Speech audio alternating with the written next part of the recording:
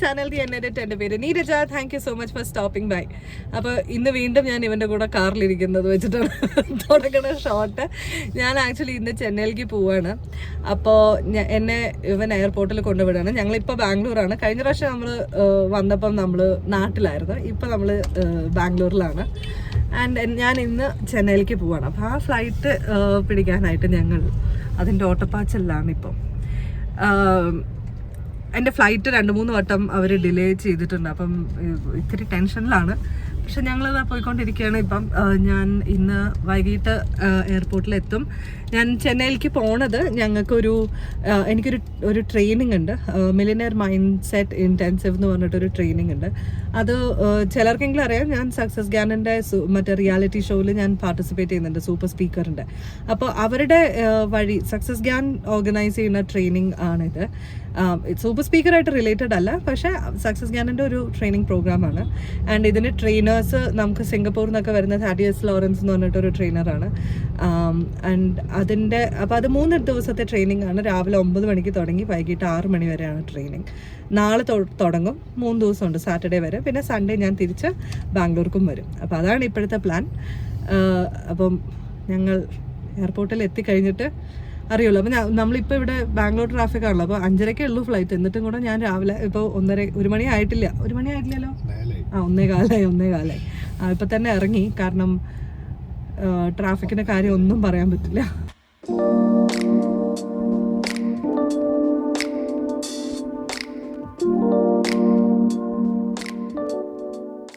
ഞങ്ങൾ എയർപോർട്ടിൽ ഓൾമോസ്റ്റ് എത്തി. ഞങ്ങൾ 2:30 മണിയായി. അപ്പോൾ 1.5 മണിക്കൂർ എടുത്തു.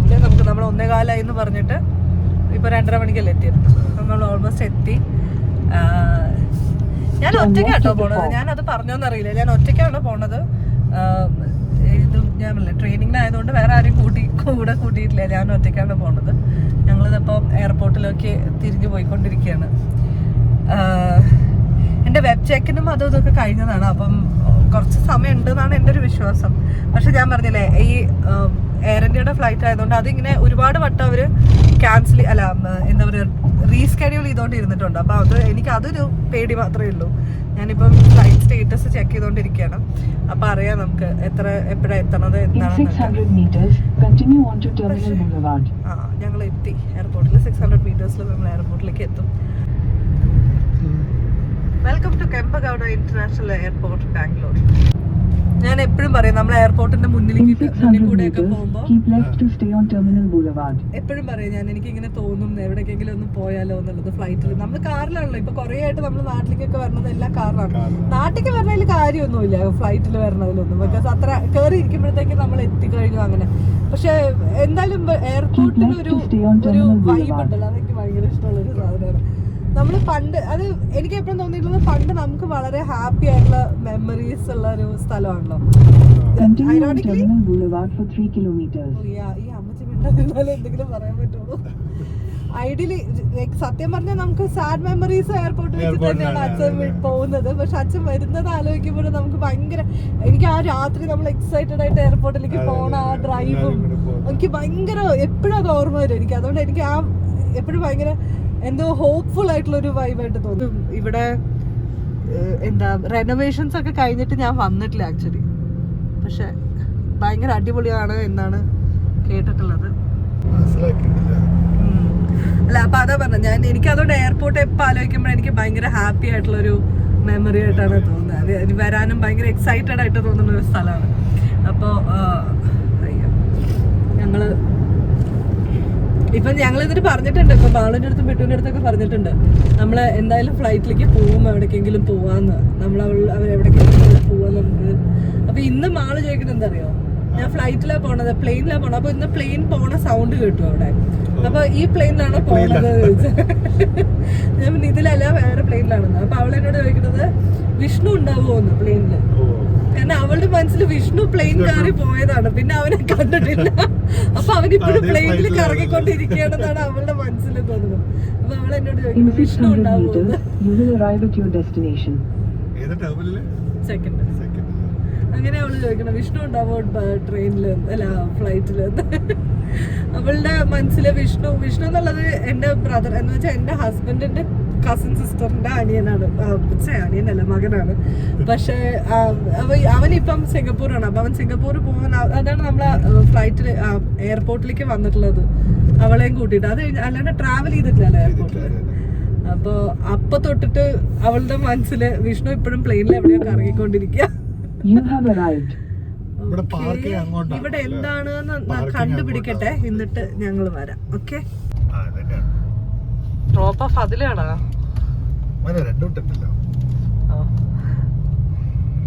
അങ്ങനെ ഞങ്ങൾ എത്തി എയർപോർട്ടിൽ. കുറച്ചൊന്ന് കറങ്ങി സ്ഥലം മനസ്സിലാവട്ടെ.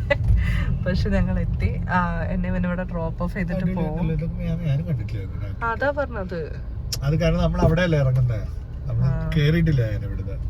ഭയങ്കര അടിപൊളി എയർപോർട്ടാണ്. എന്തായാലും നമ്മുടെ സെക്യൂരിറ്റി ചെക്കിനൊക്കെ കഴിഞ്ഞു. ഞാൻ ഒരാൾ 3 ദിവസത്തേക്ക് 15 കിലോയിൽ കൂടുതൽ ബുക്ക് ചെയ്തിട്ട് എന്താ പറയുക പാക്ക് ചെയ്തിട്ടുണ്ട്. കാരണം എനിക്കൊരു 1 കിലോ എക്സ്ട്രാക്കുള്ള പൈസ കൊടുക്കേണ്ടി വന്നു.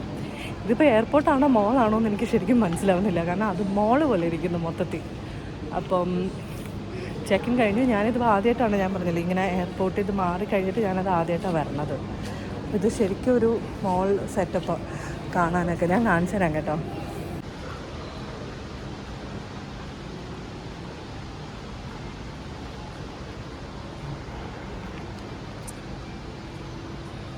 ഞാൻ പറഞ്ഞില്ല, ഇത് കണ്ടു കഴിഞ്ഞാൽ ശരിക്കും ബാംഗ്ലൂരുള്ള പല മോളുകളുടെയും പോലെ തന്നെ ഇരിക്കുന്നു. ഫിനിക്സ് ഒക്കെ കയറി വരുന്ന പോലെ തന്നെയാണ് ശരിക്കും പറഞ്ഞു കഴിഞ്ഞാൽ.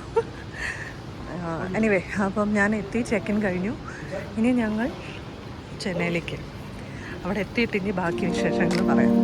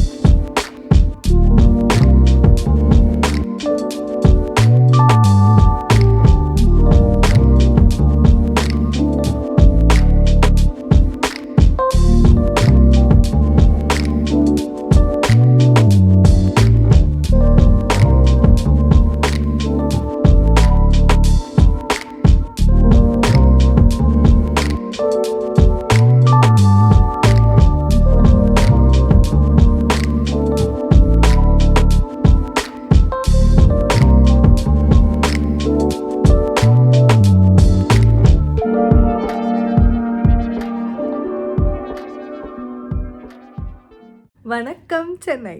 അങ്ങനെ ഞാൻ ഫൈനലി ചെന്നൈയിൽ എത്തിയെന്ന് പറയണം ശരിക്കും. കാരണം ഭയങ്കര പണിയായിരുന്നു എത്താനായിട്ട്. 6:30 ഞാൻ ചെന്നൈയിൽ എത്തിയതാണ്. 6:30 എത്തിയിട്ട് എനിക്ക് 8:50 എനിക്കൊരു ക്യാബ് കിട്ടിയത്. എന്തായിരുന്നു പ്രശ്നം എന്ന് എനിക്ക് അറിയില്ല. പക്ഷെ ക്യാബ് കിട്ടാൻ ഭയങ്കര പാടായിരുന്നു.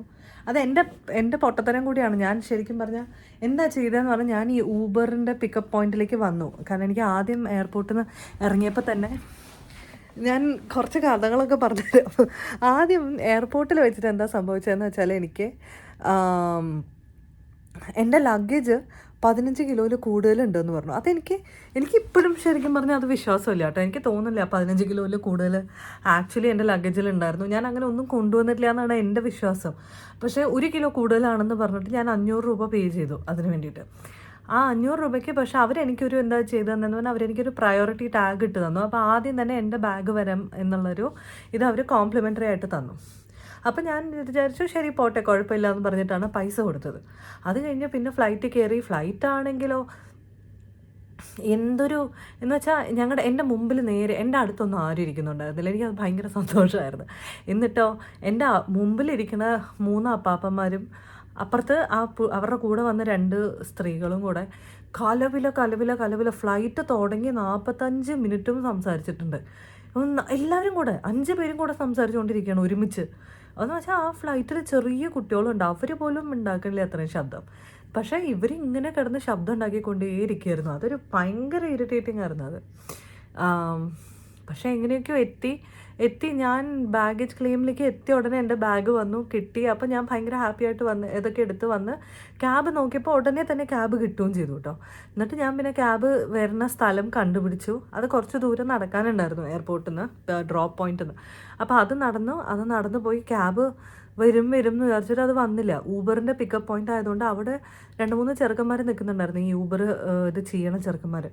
അപ്പോൾ അവന്മാരും വിളിക്കാൻ നോക്കുന്നത്, ഈ പുള്ളിനെ വിളിച്ചിട്ട് കിട്ടണേ ഇല്ല. അങ്ങനെ ഇത് ചെയ്തിട്ട് ആ പുള്ളി ഒരു 20 മിനിറ്റ് കഴിഞ്ഞപ്പം പുള്ളി ക്യാൻസൽ ചെയ്തു ക്യാബ്. 3 മിനിറ്റിൽ എത്തും എന്ന് പറഞ്ഞിരുന്ന ക്യാബാണ്, ഞാൻ അതാണ് ബുക്ക് ചെയ്തത്. അത് 20 മിനിറ്റ് ഞാൻ വെയിറ്റ് ചെയ്ത് കഴിഞ്ഞിട്ട് പുള്ളി അത് ക്യാൻസൽ ചെയ്തു. എൻ്റെ കൈയൊക്കെ വേദന എടുക്കുന്നുണ്ട് എനിക്ക്. അത് കഴിഞ്ഞ് പിന്നെ നോക്കിയിട്ട് ക്യാബ് എന്ത് വന്നാലും കിട്ടുന്നില്ല. എത്ര നേരം നോക്കിയെന്നറിയോ, ഒരു സ്ഥലത്തും എത്ര നോക്കിയിട്ടും കിട്ടുന്നില്ല ക്യാബ്. പിന്നെ അത് ഭയങ്കര എന്താ പറയുക, അവസാനം ഞാൻ പറഞ്ഞു ഞാൻ ഒരു കാര്യം ചെയ്യാം, ഞാൻ അവിടെ അടുത്തൊരു ഫുഡ് കോർട്ട് ഉണ്ടായിരുന്നു, ഞാൻ പോയി കഴിച്ചിട്ട് വന്നിട്ട് നോക്കാമെന്ന് വിചാരിച്ചു. എന്നിട്ട് പോയി കഴിച്ചിട്ട് തിരിച്ച് വന്നിട്ട് വീണ്ടും നോക്കി, എന്നിട്ടും ക്യാബ് കിട്ടണില്ല. ക്യാബ് വരും, എന്താ പറയുക, ബുക്കാവും അവർ ക്യാൻസൽ ചെയ്യും. ഇതിങ്ങനെ പോയിക്കൊണ്ടേ ഇരിക്കുമായിരുന്നു. അതെനിക്ക് മാത്രമല്ല കേട്ടോ, അവിടെ ഉണ്ടായിരുന്ന, ഞാൻ നോക്കിയപ്പോൾ അടുത്ത ഫ്ലൈറ്റ് വന്ന് കുറേ പേര് അവിടെ നിൽക്കുന്നുണ്ടായിരുന്നു. എല്ലാവർക്കും ഇതേ പ്രശ്നം തന്നെ. അതിൻ്റെ ഇടയ്ക്ക് ഞാൻ ഈ ക്യാബ് കിട്ടാൻ വേണ്ടി വെയിറ്റ് ചെയ്തുകൊണ്ടിരിക്കുന്ന സ്ഥലത്ത് എന്താണ്ട് ഒരു ബോംബ് ത്രെട്ട്, അവിടെ ഒരു പെട്ടി ആരും അബാൻഡൻ ചെയ്തിട്ട് പോയിട്ടുണ്ട്. അത് മറന്നു വെച്ചതാണോ, ആരെങ്കിലും ശരിക്കും അബാൻഡൻ ചെയ്തിട്ട് പോയതാണോ എന്നറിയില്ല. പക്ഷെ അങ്ങനെ അതൊരു സസ്പിഷ്യസ് ഇതായിട്ടാണ് കാണുക എയർപോർട്ട്സിൽ. അപ്പോൾ അവർ പോലീസുകാരും ഒരു സ്നിഫർ ഡോഗും ബോംബ് സ്ക്വാഡും ഒക്കെ വന്നിട്ട് ഇവർ ഈ പെട്ടിയും ഒക്കെ കൊണ്ടുപോയി അത് ചെക്ക് ചെയ്യാനായിട്ട് ഇത് ചെയ്തു. അപ്പോൾ എന്ത് ചെയ്തു എന്ന് പറഞ്ഞാൽ ആ ഒരു വഴി ബ്ലോക്ക് ചെയ്തു. അപ്പോൾ അവസാനം എനിക്കൊരു ക്യാബ് കിട്ടിയപ്പോൾ ആ ക്യാബ് വേറൊരു സ്ഥലത്താണ് നിൽക്കണത് എന്ന് പറഞ്ഞാൽ അങ്ങോട്ട് പോകണമെന്ന് പറഞ്ഞാൽ. അപ്പോൾ ഈ ഊബറിൽ ജോലി ചെയ്യണ ഒരു ചെറുക്കൻ എന്നോട് പറഞ്ഞാൽ അവൻ വരാൻ കൂടെ, അവൻ എന്നെ ഹെൽപ്പ് ചെയ്യാമെന്ന് പറഞ്ഞു, കാരണം സ്ഥലം അറിയില്ലല്ലോ. അപ്പോൾ ശരിയെന്ന് പറഞ്ഞിട്ട് നോക്കിക്കഴിഞ്ഞ് ഞങ്ങൾ കിടന്ന് കറങ്ങാണ്, കാരണം പുറത്തേക്ക് പോകാനുള്ള വഴി ഇവർ സമ്മതിക്കുന്നില്ല.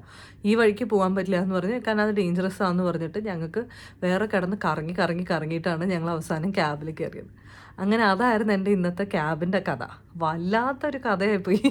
ക്യാബും കിട്ടിയില്ല, എത്ര നേരം വെയിറ്റ് ചെയ്തു എന്നറിയോ. ശരിക്കും ആലോചിച്ച് നോക്കി, ഇപ്പം ശരിക്കും പറഞ്ഞാൽ സമയം എത്രയാണ്, 9:45 ഞാൻ 9 മണി കഴിഞ്ഞിട്ടാണ് ഞാൻ എത്തിയത് ഹോട്ടലിൽ. പിന്നെ അതൊരു ഭയങ്കര ടയറിങ് ആയിരുന്നു അത്, കാരണം വെയിറ്റ് ചെയ്ത് അത് ടയറിങ് എന്ന് വെച്ചാൽ നമ്മൾ പണിയൊന്നും ചെയ്തിട്ടുള്ള ടയറിങ് അല്ല, പക്ഷെ കൂടുതലും എനിക്ക് തോന്നുന്നു ടെൻസ്ഡ് ആയിട്ടുള്ളതിൻ്റെ ആയിരുന്നു. ഇത് വണ്ടി കിട്ടിയിട്ടില്ലെങ്കിൽ അല്ലെങ്കിൽ എങ്ങനെ, അത് ഞാൻ ഈ ഊബർ കിട്ടുന്ന സ്ഥലത്തേക്ക് നടന്നു വന്നതുകൊണ്ടാണ് പ്രശ്നമായത് കേട്ടോ. ഞാൻ എയർപോർട്ടിൽ തന്നെ നിൽക്കുകയായിരുന്നു വെച്ചാൽ എനിക്ക് അവരുടെ തന്നെ ക്യാബ് ചിലപ്പോൾ കിട്ടിയിട്ടുണ്ടാകും. എയർപോർട്ട് ക്യാബ് എനിക്ക് വേണമെന്ന് വെച്ചാൽ നോക്കാമായിരുന്നു ബുക്ക് ചെയ്യാൻ പറ്റുമോ എന്നുള്ളത്. എനിവേ അങ്ങനെ ഞാനാണെങ്കിൽ ആദ്യം, അയ്യോ എന്താ ഫോക്കസ് ആവാത്ത, ഞാനിവിടെയാണ്, ഇതെന്താ അത്, ഞാൻ എന്താ പറയുക, അങ്ങനെ ഞാൻ ആക്ച്വലി വിചാരിച്ചിട്ടുണ്ടായിരുന്നു കുറച്ചും കൂടെ നേരത്തെയുള്ള ഫ്ലൈറ്റാണ് ഞാൻ എടുത്തിട്ടുണ്ടായിരുന്നത്. അതായത് 5:30 എത്തിക്കഴിഞ്ഞിട്ട് ഞാൻ ഹോട്ടലിൽ ഒരു 6 മണിയാകുമ്പോഴത്തേക്ക് എത്തും. പിന്നെ അത് കഴിഞ്ഞിട്ട് കുറച്ച് നേരം വേണമെങ്കിൽ ഇവിടെ പുറത്ത് പോയിട്ടൊക്കെ എന്തെങ്കിലും സ്ഥലങ്ങളുണ്ടോയെന്നൊക്കെ നോക്കാമെന്നൊക്കെ വിചാരിച്ചതാണ്. പക്ഷേ ഒന്നും നടന്നില്ല. ഇനിയിപ്പോൾ നാളെ തൊട്ടിട്ട് ഒന്നും നടക്കില്ല, കാരണം നാളെ തൊട്ടിട്ട് എനിക്ക് ഈ പരിപാടി ഉള്ളതുകൊണ്ട്, ഈ ട്രെയിനിങ് ഉള്ളതുകൊണ്ട് രാവിലെ തൊട്ടിട്ട് അതിൻ്റെ പുറകെ ആയിരിക്കും. അതുകൊണ്ട് അതൊന്നും നടക്കില്ല എന്തായാലും. പക്ഷേ ഇന്നിപ്പോൾ ഇങ്ങനെ വന്നിട്ട് ഇപ്പോൾ റൂമിൽ വന്ന് ജസ്റ്റ് കയറിയതേ ഉള്ളൂ. അപ്പോൾ ഈ ട്രെയിനിങ് നടക്കണ അതേ ഹോട്ടലിൽ തന്നെയാണ് ഞാൻ താമസിക്കുന്നത്. ഇതൊരു 5 സ്റ്റാർ ഹോട്ടലാണ്, ഫെദേഴ്സ് എന്ന് പറഞ്ഞിട്ട് ഒരു ഹോട്ടലാണ്. ഭയങ്കര പുറത്ത് ലോബിയൊക്കെ കാണാൻ ഭയങ്കര രസമുണ്ട്, എയർപോർട്ട് പോലെ ഉണ്ട് ശരിക്കും കണ്ടു കഴിഞ്ഞാൽ. റൂം ചെറുതാണ്, പക്ഷേ വളരെ സൗകര്യമുള്ള റൂമാണ്. 3-4 ഫോണൊക്കെ ഉണ്ട്. എന്തിനാണോ 3-4 ഫോണൊക്കെ, ഭയങ്കര സൗകര്യങ്ങളൊക്കെ ഉള്ള റൂമാണ്. ഞാൻ റൂം കാണിച്ചു തരാം. ഒറ്റയ്ക്കൊക്കെ ഒരു 2 പേർക്ക് വന്നിട്ട് താമസിക്കാം. പിള്ളേരെ ഒന്നും കൊണ്ടുവന്നിട്ട് എല്ലാവരും കൂടി ഇതിനകത്ത് കഴിയില്ല, ഭയങ്കര കോസ്റ്റ്ലിയാണ്. പക്ഷേ അത് പറയാതിരിക്കാൻ പറ്റില്ല. ഞാൻ ഈ ട്രെയിനിങ്ങിൻ്റെ ഇത് വഴി വന്നുകൊണ്ട് ഇത്തിരി ഒരു എനിക്ക് തോന്നുന്നു ഒരു 10% 20% എന്തോ ഡിസ്കൗണ്ട് കിട്ടിയെന്ന് തോന്നുന്നു എനിക്ക്. പക്ഷെ അതല്ലാണ്ട് കോസ്റ്റ്ലിയാണ്. പിന്നെ അത് ഞാൻ എൻ്റെ ട്രെയിനിങ്ങിനുള്ള പൈസയെക്കാട്ടിലും കൂടുതലായി ഫ്ലൈറ്റും റൂമും എല്ലാം കൂടെയുള്ള ഇത്. പിന്നെ once in a lifetime experience അല്ലേ എന്ന് പറഞ്ഞിട്ട് ഞാനത് എന്തായാലും ചെയ്യാമെന്ന് പറഞ്ഞിട്ട് അങ്ങനെ ചെയ്തതാണ്. സാധാരണ ഇങ്ങനെ തന്നെ എന്ത് വന്നാലും എനിക്ക് എത്ര ചെയ്യണം എന്നുണ്ടെങ്കിലും കൂടെ നട ചാരട്ടെ എൻ്റെ അമ്മേ, എത്ര എനിക്കത് ചെയ്യണം എന്നുണ്ട് വെച്ചാലും കൂടെ ഞാൻ ചിലപ്പോൾ ആലോചിക്കും ഇത് ഇത്രയും പൈസയൊക്കെ കൊടുത്തിട്ട് അത് വേർത്താണോ. നമ്മൾ ഇപ്പം ഞാൻ എനിക്ക് പ്രോഗ്രാമിന് പൈസ കൊടുക്കുന്നത് പിന്നെയും കുഴപ്പമില്ല, അത് ഒബ്വിയസ്ലി വേർത്താണ്. പക്ഷെ അതിൻ്റെ റിലേറ്റഡ് ആയിട്ട് വരണ ഇങ്ങനത്തെ കുറേ ചിലവുകളുണ്ടല്ലോ, അപ്പോൾ അതൊക്കെ ശരിക്കും വേണോ ചിലവാക്കണോ എന്ന് തോന്നും. പക്ഷെ പിന്നെ എന്താ കാര്യം എന്ന് പറഞ്ഞാൽ ഈ പറഞ്ഞതുപോലെ ഇതൊരു once in a lifetime opportunity അല്ലേ. ഞാൻ എപ്പോഴെങ്കിലും എനിക്കിത് ചെയ്യണം എന്നുണ്ട്. അപ്പോൾ ഇപ്പം ചെയ്യാനുള്ള ആരോഗ്യമുണ്ട്, അപ്പോൾ പിന്നെ അത് ചെയ്യാം. കാരണം നാളത്തെ കാര്യം നമുക്ക് അറിയില്ലല്ലോ. എന്താണ് എങ്ങനെ ആയിരിക്കും നമ്മുടെ സ്ഥിതി എന്തായിരിക്കും എന്നൊന്നും നമുക്ക് അറിയില്ലല്ലോ. നമ്മൾ സ്ഥിതി ബെറ്റർ ആവട്ടെ, നാളെ ആവട്ടെ നാളെ ആവട്ടെ എന്ന് പറഞ്ഞുകൊണ്ടിരുന്നു കഴിഞ്ഞാൽ നമുക്ക് ഇന്നത്തെക്കാട്ടിലും ബെറ്റർ ആയിരിക്കും നാളത്തെ അവസ്ഥ എന്ന് നമുക്കൊരിക്കലും കണ്ണടച്ച് വിശ്വസിച്ചിട്ട് അങ്ങനെ പറയാൻ പറ്റില്ലല്ലോ. അപ്പോൾ അതുകൊണ്ട് ഞാൻ വിചാരിച്ചു ഇതിപ്പോൾ ഞാൻ ചെയ്തിട്ടില്ല വെച്ചാൽ, ഇപ്പോൾ ഈ പ്രോഗ്രാം ഞാൻ ചെയ്യണം എന്ന് വിചാരിച്ചിട്ട് ഞാൻ ഇപ്രാവശ്യം ചെയ്തിട്ടില്ല വെച്ചാൽ ഞാൻ പിന്നെ എത്ര കാലം അതിനെ പറ്റിയിട്ട് ആലോചിക്കുന്നറിയോ. ഞാൻ അത് ചെയ്തില്ലല്ലോ, അന്നേ ചെയ്താൽ മതിയായിരുന്നു, അന്നേ ചെയ്താൽ എനിക്ക് ഭയങ്കര പ്രശ്നമാണ് ഇങ്ങനത്തെ കാര്യങ്ങൾ. ഇത് ഞാനിങ്ങനെ റിഗ്രറ്റ് ചെയ്തുകൊണ്ടേ ഇരിക്കും, ഇതിൻ്റെ കാര്യങ്ങൾ ഇങ്ങനെ ആലോചിച്ചുകൊണ്ടേ ഇരിക്കും. അയ്യോ അന്ന് ചെയ്താൽ മതിയായിരുന്നു, അന്ന് തന്നെ അതിൻ്റെ ഇത് വന്നപ്പോൾ അങ്ങനെ ചെയ്താൽ മതി. കഴിഞ്ഞു പോയ കാര്യങ്ങളെ പറ്റിയിട്ട് എപ്പോഴും ആലോചിച്ചിട്ട് എനിക്ക് മനസ്സിൽ ഇങ്ങനെ അലട്ടിക്കൊണ്ടേയിരിക്കും. അതെൻ്റെ ഒരു സ്വഭാവ ഗുണമാണ്. അപ്പോൾ അതുകൊണ്ടാണ് ഞാൻ പിന്നെ എന്തായാലും ഇത് ഞാൻ പിന്നെ അതിനെ പറ്റിയിട്ട് ആലോചിച്ചുകൊണ്ട് ഇരിക്കേണ്ടെന്നും പറഞ്ഞിട്ട് ഞാൻ എന്തായാലും ചെയ്യാമെന്നും പറഞ്ഞ് തീരുമാനിച്ചിട്ട് ഇറങ്ങിയത്. അപ്പം I am very excited for the event. ഞാൻ അതിനുവേണ്ടി വെയിറ്റ് ചെയ്തുകൊണ്ടിരിക്കുകയാണ്. ഇതുവരെ ഞാൻ ഇത് അറ്റൻഡ് ചെയ്തിട്ടുള്ള ആൾക്കാർ പറഞ്ഞു കേട്ടിട്ടുള്ളത് മുഴുവൻ ഭയങ്കര പോസിറ്റീവായിട്ടുള്ള എക്സ്പീരിയൻസസ് ആണ്.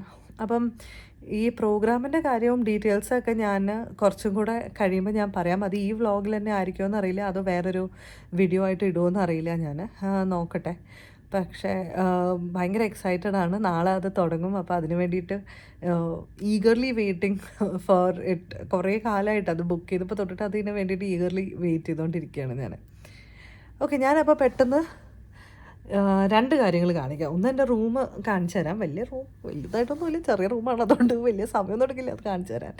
റൂം കാണിച്ചു തരാം. പിന്നെ ഞാൻ ഇന്ന് എൻ്റെ വാട്ടേഴ്സ് ഇൻ മൈ ബാഗ് പോലത്തെ ഒരു ചെറിയൊരു ഇതും കൂടെ ചെയ്യണം എന്ന് വിചാരിക്കട്ടെ. അതും കൂടെ കൂട്ടിയിട്ടാണ് ഈ വ്ളോഗ് അവസാനിപ്പിക്കണം എന്ന് വിചാരിക്കണത്. എല്ലാം കൂടെ ചെന്നൈയിലത്തെ എല്ലാ ഇതും കൂടെ ഒരുമിച്ച് ഒരു വ്ളോഗായിട്ട് ഇടുമോ അതോ ഓരോ ദിവസത്തെ? ഇല്ല, മിക്കവാറും ഞാൻ എല്ലാം കൂടെ ഒരുമിച്ചേ ഇടുള്ളൂ കേട്ടോ. ഓക്കെ, ഞാനപ്പം എൻ്റെ റൂം കാണിച്ചു തരാം. ഇതായിരുന്നു ഇന്ന് ഞാൻ വന്ന വേഷം. എൻ്റെ ഒരു ജീൻസും ഒരു ഷോർട്ട് കുർത്തയും കൂടെ ആണ് ഇട്ടിട്ട് വന്നത് ഞാൻ. ശരി, ഞാൻ എൻ്റെ റൂം കാണിച്ചു തരാം. അപ്പോൾ ഇതാണ് നിങ്ങൾ കയറി വരുന്ന സ്ഥലം. അപ്പോൾ അവിടെ അതിൻ്റെ ഡോറിൻ്റെ ബാക്കിൽ തന്നെ ഒരു മിററുണ്ട്. പിന്നെ ഇവിടെ കയറി വന്ന ഉടനെ ഒരു കബഡ് ഉണ്ട്.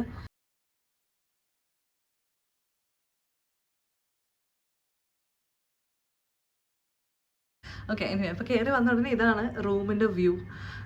എൻ്റെ പെട്ടി ഇവിടെയാണ് വെച്ചേക്കുന്നത്. ഈ പെട്ടിയിൽ എന്തൊക്കെ ഉണ്ടെന്ന് ഞാൻ കാണിച്ചു തരാം കേട്ടോ. പിന്നെ ഒരു കോഫി സ്റ്റേഷനുണ്ട് താങ്ക്ഫുള്ളി. കാരണം ഇവിടുത്തെ കാപ്പിയുടെയൊക്കെ വില കണ്ടിട്ട് എൻ്റെ കണ്ണ് തള്ളിപ്പോയി. ഒരു കാപ്പിക്ക് 350 രൂപ 400 രൂപ എന്നൊക്കെ അവർ എഴുതിയിരിക്കണത്. അറ്റ്ലീസ്റ്റ് എനിക്ക് രാവിലെ ഒരു കപ്പ് കാപ്പിയെങ്കിലും കിട്ടിയാൽ മതിയായിരുന്നു എന്നുള്ളൊരു ഇതായിരുന്നു. അപ്പോൾ അത് താങ്ക്ഫുള്ളി ഇവിടെ ഉണ്ട്. പിന്നെ ഇതാണ് ബാത്റൂം. അപ്പോൾ ബാത്റൂമിൽ ടബൊക്കെ ഉണ്ട്. ഇതിൽ രസം എന്താണെന്ന് വെച്ചാൽ ഇത് ആക്ച്വലി ഇതാണ് ബെഡ്. ഓക്കെ, അപ്പോൾ ഇവിടുന്ന് ട്രാൻസ്പെറൻ്റ് ആണ്. ഒരു ഗ്ലാസ് ഇതാണ്. അപ്പോൾ ഇവിടുന്ന് നിങ്ങൾക്ക് നോക്കിയാൽ ടബ് കാണാം. നിങ്ങൾ കുളിക്കുന്ന ബാത്ത് ഏരിയ കാണത്തില്ല, ഇത്രയും കൂടെ കട്ടിയുള്ള ഗ്ലാസ്സാണ്. പക്ഷേ ഇത് ബാത്ത് ടബ് നേരെ സുഖമായിട്ട് കാണും. പിന്നെ ഷട്ടറുണ്ട്, അത് ഇടാൻ പറ്റും ഇപ്പോൾ if you are sharing the room. ഇവിടെ ഒരു ടി വി ഉണ്ട്, ഇവിടെ ഒരു റൈറ്റിംഗ് ഡെസ്ക് ഉണ്ട്, ഇവിടെ ഒരു സോഫയുണ്ട്, ആൻഡ് ഇവിടെ ഒരു ബെഡുണ്ട്. അപ്പോൾ അടുത്ത 4 ദിവസത്തേക്ക് ഇതാണ് എൻ്റെ താമസിക്കുന്ന സ്ഥലം. ഇനി എന്താ ഞാൻ കാണിച്ചു തരാമെന്ന് പറഞ്ഞത്? ഞാൻ എൻ്റെ പെട്ടിയിൽ ഞാൻ എന്തൊക്കെ കൊണ്ടുവന്നിട്ടുണ്ട് എന്നുള്ളത് കാണിച്ചു തരാം കേട്ടോ. ഓക്കെ, അപ്പോൾ ഇതാണ് എൻ്റെ പെട്ടി. ഇത് അമേരിക്കൻ ടൂറിസ്റ്ററിൻ്റെ ഒരു പെട്ടിയാണ്. ഞാൻ ഈ ഇടയ്ക്ക് കൊമേഴ്ഷ്യൽ സ്ട്രീറ്റിൽ പോയപ്പോൾ മേടിച്ച പെട്ടിയാണിത്.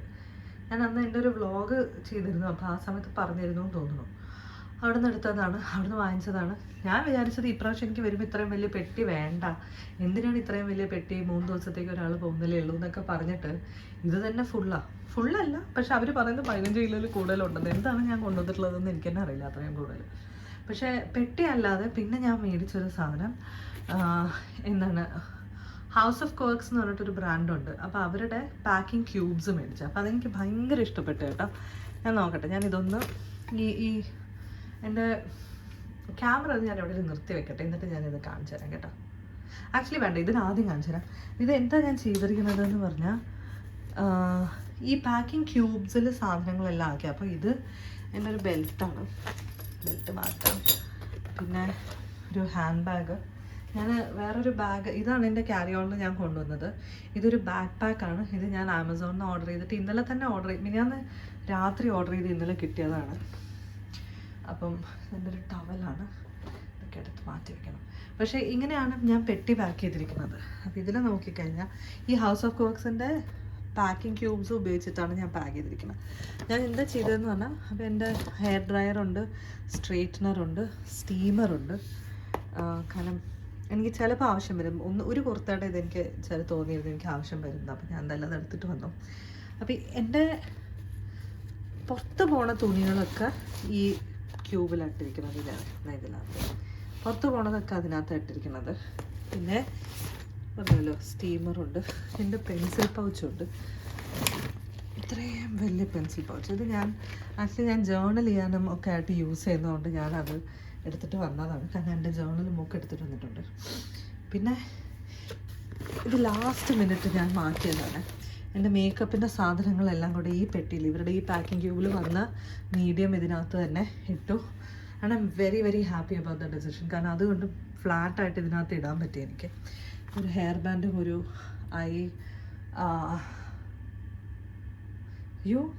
ഇതെന്തോ ഐലാഷ് കളറും മാത്രം പുറത്തയക്കാൻ, അത് ഇന്നലെ പാക്ക് ചെയ്തതാണ്.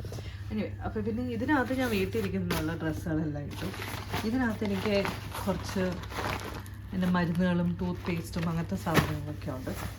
ആൻഡ് ഇത് അണ്ടർ ഗാർമെൻറ്റ്സ് എല്ലാം ഉണ്ട്. അപ്പോൾ അങ്ങനെ ഇതെല്ലാം കൂടെ ഇങ്ങനെയാണ് ഞാൻ പാക്ക് ചെയ്തിട്ട് വന്നത്. ഇതിനോട് 2 ബാഗും കൂടെ ഉണ്ട് ഈ പാക്കിംഗ് ക്യൂബ്സിൻ്റെ കൂടെ. ഒന്ന് നിങ്ങൾക്ക് ചെരുപ്പിടാനുള്ളതും, പിന്നെ ഒന്ന് ഒരു എന്താണ് ലോണ്ട്രി ബാഗ് പോലെ. അവർ ആക്ച്വലി പറയണത് ഇതിനെ ലോണ്ട്രി ബാഗായിട്ട് യൂസ് ചെയ്യാനാണ്. പക്ഷേ അത് എനിവേ അങ്ങനെ ഒരു ബാഗും കൂടെ ഉണ്ട്. അപ്പോൾ ഇത്രയും സാധനങ്ങളാണ് അതിനകത്തുള്ളത്. ആകെ ഇത്രയും കൊണ്ടുവന്നിട്ടുള്ളൂ. ഇതിൽ ഡ്രസ്സെന്ന് പറഞ്ഞാൽ ഞാൻ എന്താ ഡ്രസ്സ് കൊണ്ടുവന്നിരിക്കണമെന്ന് അറിയോ? 1 2 3 4 കുർത്ത, ഒരു ചുരിദാറും 2 3 ലെഗിങ്സും അത്രേ എടുത്തിട്ടുള്ളൂ. അതിനാണ് അവർ പറഞ്ഞ 15 കിലോയിൽ കൂടുതലുണ്ടത്. എനിവേ, ഇതിനകത്ത് ഞാൻ വെച്ചേക്കുന്നത് എൻ്റെ കമ്മലൊക്കെ ഉള്ള ഒരു ടിഷ്യൂ പേപ്പറിൻ്റെ ഒരു ബോക്സാണ്. 2 നോട്ട്ബുക്ക് ഉണ്ട്, എൻ്റെ ജേർണൽസ് ഉണ്ട്. പിന്നെ ഇതിനകത്തുള്ളത് എൻ്റെ ഫോണിൻ്റെ ചാർജറും ലാപ്ടോപ്പിൻ്റെ ചാർജറും. പിന്നെ വെയിറ്റ് കൂടുതലാവാൻ സാധ്യതയുള്ളൊരു സാധനം എന്താണെന്ന് വെച്ചാൽ, ഇറ്റ് ഈസ് ആക്ച്വലി ഇതെടുത്ത് കൈ വെച്ചാൽ മതിയായിരുന്നു അവർ പറഞ്ഞപ്പം. എൻ്റെ ജേർണലാണ്, ഇതിന് നല്ല വെയിറ്റ് ഉണ്ട്, അതാവാൻ സാധ്യതയുണ്ട്. ഇത് കൊണ്ടുപോയി നമുക്ക് നമ്മുടെ റൈറ്റിംഗ് ടേബിളിൽ വയ്ക്കാം. അടിപൊളിയേ റൈറ്റിംഗ് ടേബിളൊക്കെ ഉള്ളത്, എനിക്ക് ഇഷ്ടപ്പെട്ടു. ഒരു സ്പേസ്, ഒരു ടേബിളും ഒരു സ്പേസ് ഉള്ളത് എനിക്ക് ഭയങ്കര ഇഷ്ടം. ഇങ്ങനെ എഴുതാനും ഇരിക്കാനും വായിക്കാനൊക്കെ. സാധാരണ ഞാൻ കിടന്നാണ് വായിക്കുന്നത്, പക്ഷെ ആ സ്പേസ് ഉള്ളത് എനിക്ക് ഇഷ്ടമുള്ളത് മാത്രം. ഓക്കേ,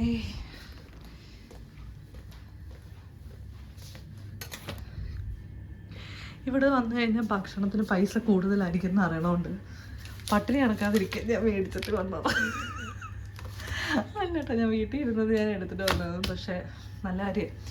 ഇതെൻ്റെ കണ്ണാടി കൂടാണ്, ഭയങ്കര ഇഷ്ടമാണ്. പക്ഷേ നിങ്ങൾക്കിതിലൊരു സിമിലാരിറ്റി കാണുന്നുണ്ട് എൻ്റെ പാറ്റേണിൻ്റെ. കണ്ടാ, ലൈറ്റ് തന്നെ ഓഫായി പോയോ? അതെന്താ അത്? എനിവേ, അപ്പോൾ ഫുൾ അജറക്ക് ഡിസൈൻസും ഒക്കെയാണ്, അങ്ങനത്തെ സാധനങ്ങളൊക്കെയാണ്.